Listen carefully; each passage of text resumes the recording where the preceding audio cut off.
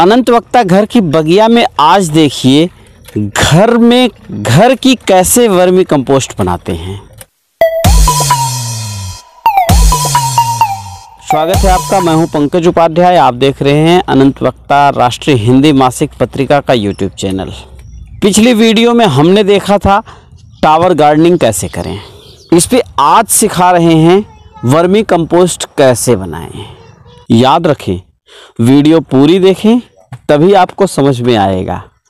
Video देखने के बाद कैसा लगा आपको, अच्छा लगा या बुरा लगा, आप अपने एक्सपीरियंस को कमेंट बॉक्स में ज़रूर शेयर करें हमारे साथ। सम्मानित नागरिकों नमस्कार।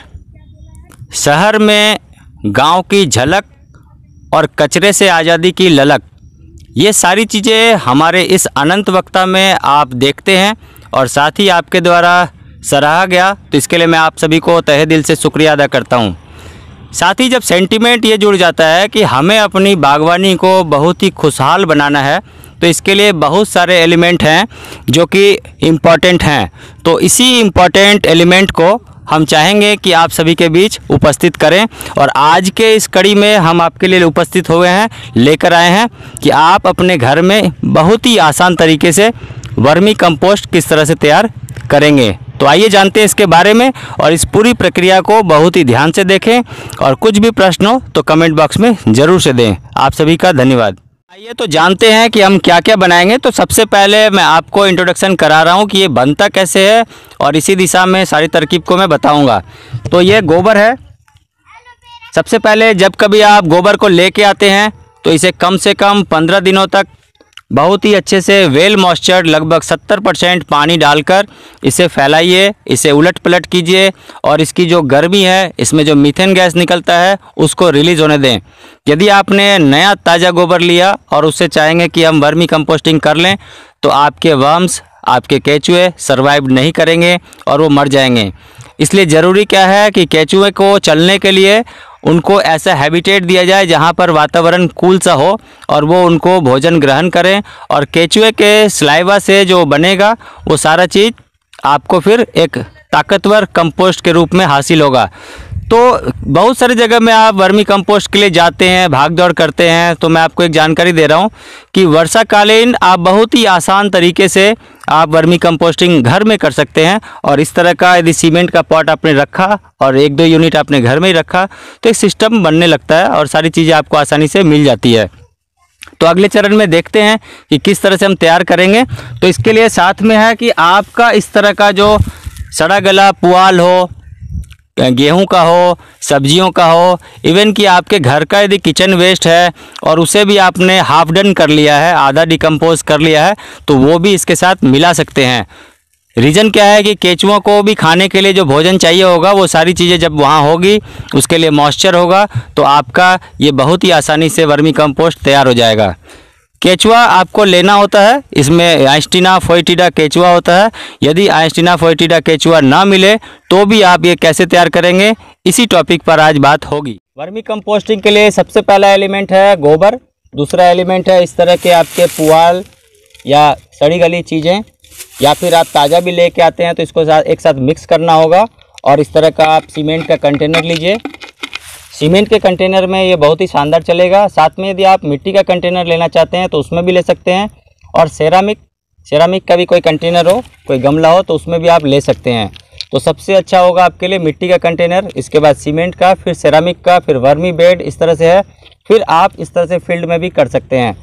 तो आप इस तरह का जब पॉट लेते हैं तो इसमें एक सुराख होनी चाहिए। इस पॉट में आप देखेंगे कि एक सुराख है और इस सुराख आर पार हो जाए, आपका अंगुल निकल के बाहर की ओर चला जाए।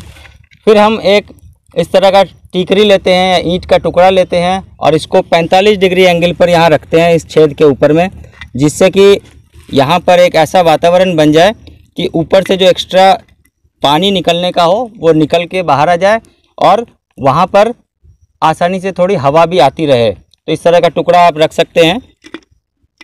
इस टुकड़ा को रखने के बाद सबसे नीचे लेयर में आपको डालना होता है नारियल का बुरादा। ये कोकोपीट है, नारियल का बुरादा ले सकते हैं। यदि नारियल का बुरादा नहीं है, आप गांव में कर रहे हैं, शहर में कर रहे हैं, तो इस तरह से पुआल के भी टुकड़े आप नीचे लेयर में रख सकते हैं। पत्तों का खाद हो या पत्ते, सूखे पत्ते हो तो वो भी आप रख सकते हैं।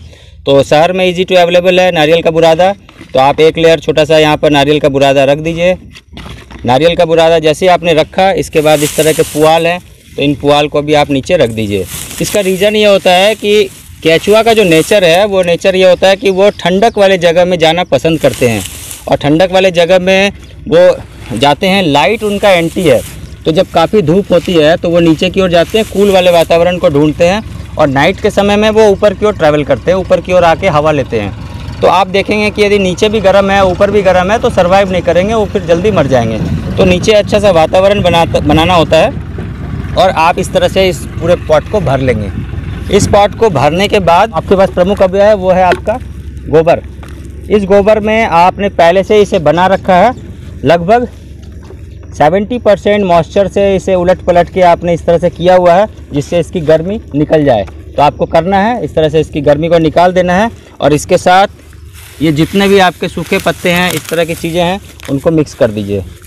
यदि आपने सिर्फ अपने साथ गोबर सिर्फ लिया है तो थोड़ा ट्रैवल करने में मुश्किल होती है, और इसके नतीजे होते हैं कि केचुआ को खाने के जो चीज़ें नहीं मिलेगी, ऑर्गेनिक मैटर यदि वहाँ होता है तो केचुआ उसे खा के और सर्वाइव करते रहता है, और जब ये डिकम्पोज हो जाता है केचुआ के द्वारा तो बहुत ही अच्छा ये बनता है। आपने एक लेयर जैसे इसमें मिक्स करके डाल दिया, फिर आप थोड़ा सा इस पर पुआल डालिए इस तरह से हल्का। पुआल भी बिल्कुल गर्म ना हो, क्योंकि पुआल में भी बहुत गर्मी होती है, तो आपको इसे भी हाफ डिकम्पोज करना होगा। जिस तरह से इसमें मैंने किया हुआ है, आप देखिए इसका कलर चेंज हो गया है, तो इस तरह से आपको ये हाफ डिकम्पोज करना होगा। पुआल ना हो तो घर की जो आपकी किचन वेस्ट है उसको भी आप हाफ डिकम्पोज करने के बाद डाल सकते हैं। इसके बाद के लेयर में आप इस तरह से फिर गोबर और पुआल का टुकड़ा मिक्स करके आपको डालना है। लगभग ये आपको 70 से 80% तक का ये फिलअप करना होता है। आपने ये फिलअप कर दिया। फिलअप करने के बाद की जो चीज़ें हैं उसको भी आप आसानी से और बहुत ध्यान से देखिए। ये जो आप ले रहे हैं, स्ट्रॉ ले रहे हैं, ये 20-30% तक ले सकते हैं, और गोबर जो है वो 80 से 70%, जो भी आपको लगे कि हाँ इतना। इसके बाद आपको इसमें वेल मॉइस्चर मेंटेन करना है, बहुत ही अच्छे से पानी डालना है, जितना ज़्यादा हो सके उतना पानी आप एक बार ही डाल दीजिए, और लगभग ये पानी 50% के आसपास आपको डालना है। मॉइस्चर आपने मेंटेन कर दिया, अच्छे से डाल दिया पानी, जिससे कि ये पानी पूरा नीचे सतह तक चली जाए। केचुआ ज़्यादा पानी में ट्रैवल करता है, और इतना हो कि उसे खाने के लिए पर्याप्त चीज़ें यहाँ मिलती रहे, तो वह केचुआ यहाँ से कहीं शिफ्ट नहीं होता, वो नीचे जाके कंसंट्रेट हो जाते हैं। और अब जो बिल्कुल आसान तरीका है वो ये है, यदि आपके पास केचुआ मिल रहा है तो आप केचुआ डालिए। केचुआ डालेंगे तो ये केचुआ धीरे धीरे नीचे की ओर चले जाएगा। और यदि केचुआ नहीं मिल रहा है तो आप किसी जगह अच्छे सोर्स से आप बारिश के दिनों में, रेनी सीजन में वर्मी कंपोस्ट का छिड़काव इस पर कर दीजिए।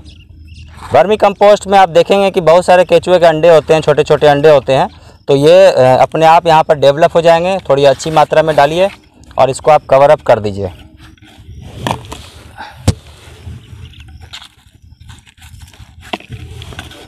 इस तरह से आप कवर अप आपने कर दिया। इसमें बहुत सारे अभी भी अंडे हैं, और वो अंडे जैसे उनको मॉइस्चर और इनको नमी मिलेगी और इनको अच्छा सा नेचुरल एक हैबिटेट मिल जाएगा, तो ये अपने आप डेवलप होने लगेंगे, और यहाँ पर आपका एक बहुत ही शानदार वर्मी कंपोस्ट का यूनिट छोटा सा भी घर में तैयार हो जाएगा।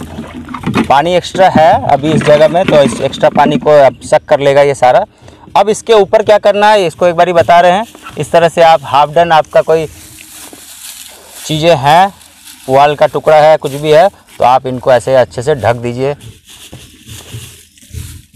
ढकने के बाद आपको रखना है सेमी शेड जगह में, हवादार जगह में, जहाँ पर हवा का प्रोविज़न हो, लाइट डायरेक्ट ना आए, और ऊपर से कोई ऐसा शेड हो, और बिल्कुल ये अच्छा वातावरण हो, क्योंकि ये बिल्कुल सजीव चीज़ है, और इनको यदि आपने बिल्कुल पैक करके रख दिया तो ये सर्वाइव ठीक से नहीं करेगा। तो नेचुरल चीज़ है, नेचर के द्वारा बना हुआ है, तो इनको भी बहुत अच्छा शानदार वातावरण चाहिए होगा।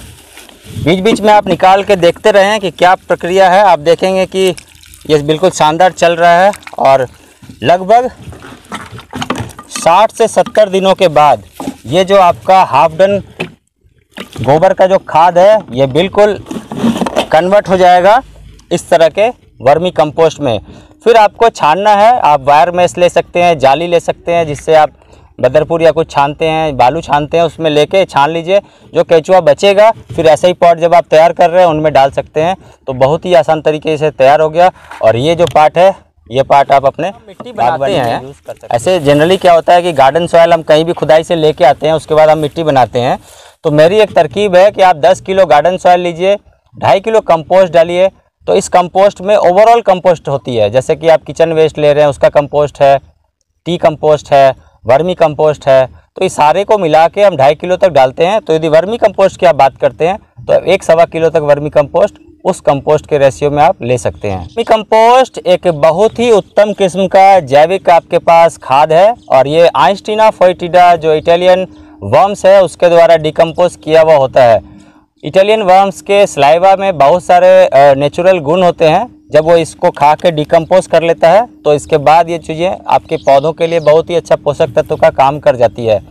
तो वर्मी कंपोस्टिंग यूनिट इसलिए ज़रूरी होता है कि डोमेस्टिक यदि आपने इस तरह से बना लिया, लगा लिया अपने घर में, तो डेली आपके जो सोर्स है कहीं बाहर से कुछ लाने की, और हमारी यही कवायद होती है कि आप घर की चीज़ें या आसपास की चीज़ों से अपनी बागवानी को समृद्ध करेंगे।